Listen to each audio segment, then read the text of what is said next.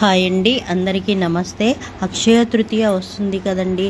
అక్షయ తృతీయ అంటే బంగారం కొనటం ఒకటే కాదండి, పూజలు కూడా ఉంటాయి. అమ్మవారికి ప్రత్యేకమైన రోజు అన్నట్టేనండి.